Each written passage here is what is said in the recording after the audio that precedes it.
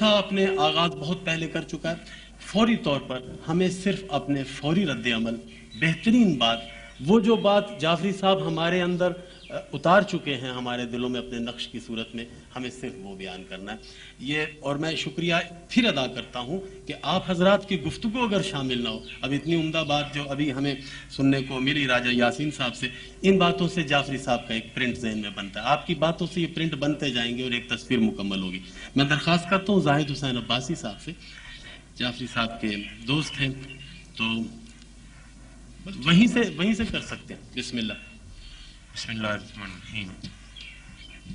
مجھے اس بات کا اعزاز حاصل رہا کہ جناب جعفری صاحب سے اس وقت میرا زیادہ تعلق ہوا جب دوحہ قطر سے میں واپس آیا اور مجھے لوگ یہ کہہ رہے تھے کہ تمہاری توازن ٹھیک نہیں ہے.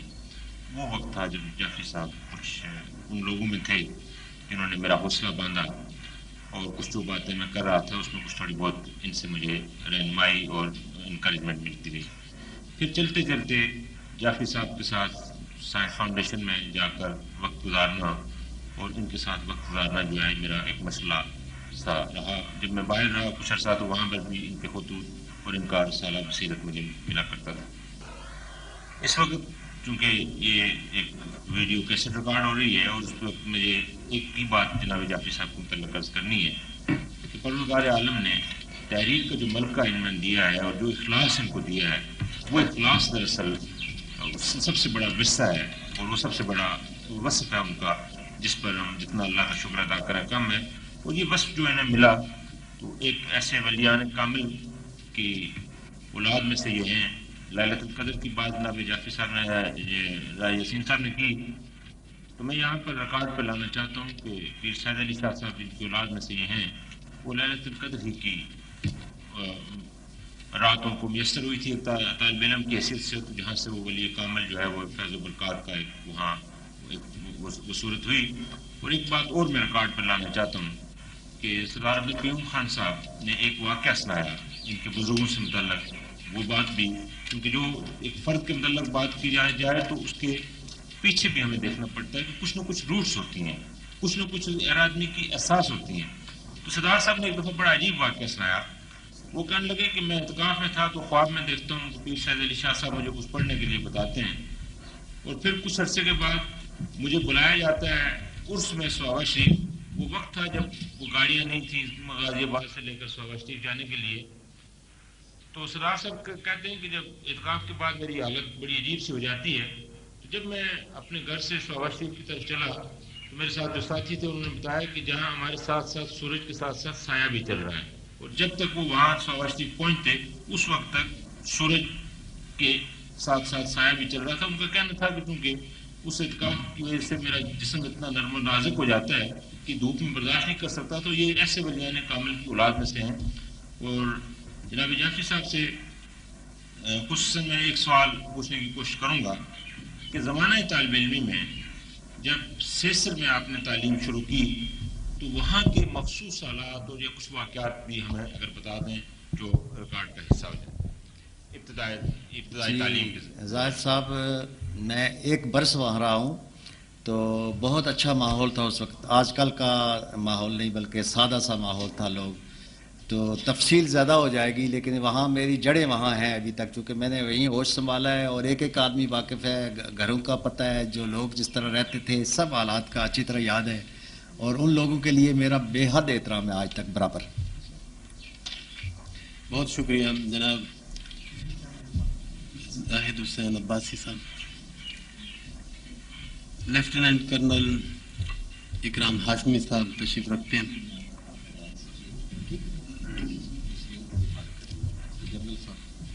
ہاشمی صاحب، آپ ریٹائرڈ فوجی آفیسر ہونے کے ساتھ ساتھ علمی اور تاریخی موضوعات نیز جہاد کشمیر کے بارے میں وسیع معلومات رکھتے ہیں. آپ کے اور جعفری صاحب کے مابین تبادلہ معلومات کا اہتمام ہوتا رہتا ہے. آپ اس کے بارے میں اظہار خیال فرمائیے گا. لیفٹیننٹ کرنل ریٹائرڈ اکرام ہاشمی صاحب. بسم اللہ الرحمن الرحیم. بشیر حسین جعفری صاحب سے میری واقفیت کوئی 3-4 سال سے ہے لیکن پریس کے ذریعے ان کی میری واقفیت 25 سال سے ہے. جب سے یہ اخبار میں لکھ رہے ہیں میں ان کو پڑھ رہا ہوں تو گزشتہ 3-4 سال میں جو میری زندگی اسپتال ہوا ہے اور میں نے ان کے کام جو کشمیر کے لیے کر رہے ہیں اس کا موازنہ میں نے اس مواد سے کیا ہے جو دوسری طرف لکھا جا رہا ہے. تو میں اس نتیجے پر پہنچا ہوں کہ جعفری صاحب کی شخصیت واحد شخصیت ہے خط متارکہ جنگ کے اس طرف جو کشمیر کو صحیح معنوں میں ہمارے سامنے پروجیکٹ کر رہی ہے. ہمارے یہاں آ جا کے ایک کتاب لکھی گئی ہے جو صحیح ہے اور ٹھیک ہے. وہ لکھی ہے میجر جنرل اکبر نے ریڈرز ان کشمیر. اس کو پڑھنے سے پتہ چلتا ہے کہ ہم نے کیا کیا ہے اور کن حالات سے گزرے ہیں. اس طرح کی کتاب جو انہوں نے خود ابھی ذکر کیا ہے جو ان کی وساطت سے مجھے پڑھنے کا شرف حاصل ہوا ہے. Operations in Jammu and Kashmir 1947-48 GHQ ministry of defence Delhi نے لکھی ہے اور ایسی کتاب ہے کہ پڑھنے کے قابل ہے. ایک دفعہ نہیں آپ اس کو بار بار پڑھیں. پھر ان کی وساطت سے مجھے ایک اور کتاب پڑھنے کا شرف حاصل ہوا سلینڈر واز دی تھریڈ. میں نے اس کتاب کا نام بہت عرصے پہلے سنا تھا. میں پورے پاکستان میں اس کی تلاش میں تھا, کہیں سے نہیں مل رہی تھی. اخیر جعفری صاحب کی شفقت سے مجھے یہ کتاب ان کے ہاں سے حاصل ہوئی. جنرل ایل پی سین ہے نام جی ایل پی سین. یہ وہ شخص ہے جو 26 اکتوبر کو جب لینڈنگ ہوئی ہے سری نگر کے ایئر فیلڈ کے اوپر تو 161 بریگیڈ کا پہلا بریگیڈ کمانڈر وہاں لگا ہے اور ہمیں وہ دھکیلتا ہوا اڑی تک لے آیا ہے. یہاں اگر وہ بیمار ہوا اور واپس چلا گیا.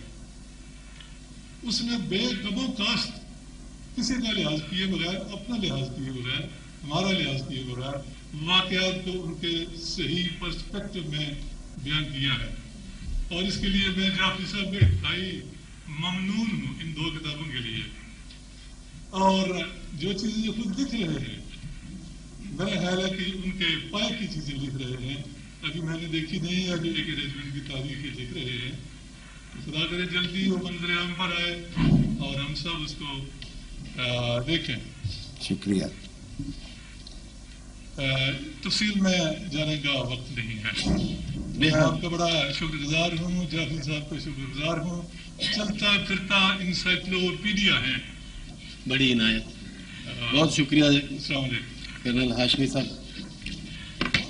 کرنل ریٹائرڈ محمد عباس صاحب تشریف فرما ہیں. آپ فوج کے بہت سینئر ریٹائرڈ آفیسر ہیں.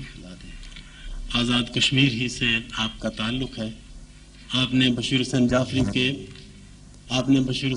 صاحب کے اس تحقیقی کام کو ایک حد تک دیکھا ہے جس کا تعلق جہاد کشمیر 47-48 سے ہے.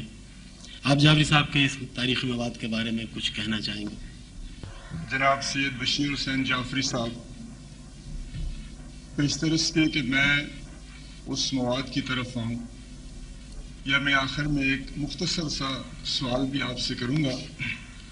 میں یہاں پہ حاضرین و ناظرین کو یہ بتانا ضروری سمجھتا ہوں کہ ہماری یہ جو رابطے کا سلسلہ ہوا یہ کیسے شروع ہوا. میں آزاد کشمیر ریجمنٹ کا ایک سپاہی ہوں اور میں آزاد کشمیر ریجمنٹ سینٹر میں بحیثیت ڈپٹی کمانڈانٹ تعینات تھا. مجھے آزاد کشمیر ریجمنٹ کی تاریخ مرتب کرنے کے سلسلے میں کچھ ڈیوٹیز ملی ہوئی تھیں. یہ غالباً 1993 کی بات ہے. مئی یا جون کا مہینہ تھا. تو ہم اس بارے میں سرگرداں تھے کہ مواد تو ہم نے اکٹھا کر لیا ہے اور کچھ حد تک اسے مرتب بھی کر لیا ہے, لیکن ہم کیسے ثبوت کی تلاش کریں جو اس دھرتی کے ساتھ بھی تعلق رکھتا ہو اور جس کی صلاحیت بھی اتنی ہو کہ وہ اس جنگی تاریخ کو مرتب کرنے میں ہماری مدد فرما سکیں. چنانچہ آپ کی ادبی اور دوسری فنی صلاحیت کے بارے میں جب بہت کچھ ہم تک بات پہنچی تو میں اور میرے ساتھ اس وقت کے سینٹر کمانڈنٹ بریگیڈیئر محمد اکبر خان ہم دونوں تشریف لائے ان کے پاس. اس وقت ایک لائبریری کے اندر یہ بیٹھے تھے. ہم نے اپنا سلسلہ گفتگو شروع کیا اور ہم یہ سمجھ رہے تھے, ذاتی طور پر میں یہ سمجھ رہا تھا کہ ہم نے جو کچھ یہ تاریخ مرتب کی ہے یہ ہم نے بہت بڑا ایک مارکا مارا ہے اور یہ بڑا ریکارڈ ہے, تو یہ ان کو ہم دیتے ہیں.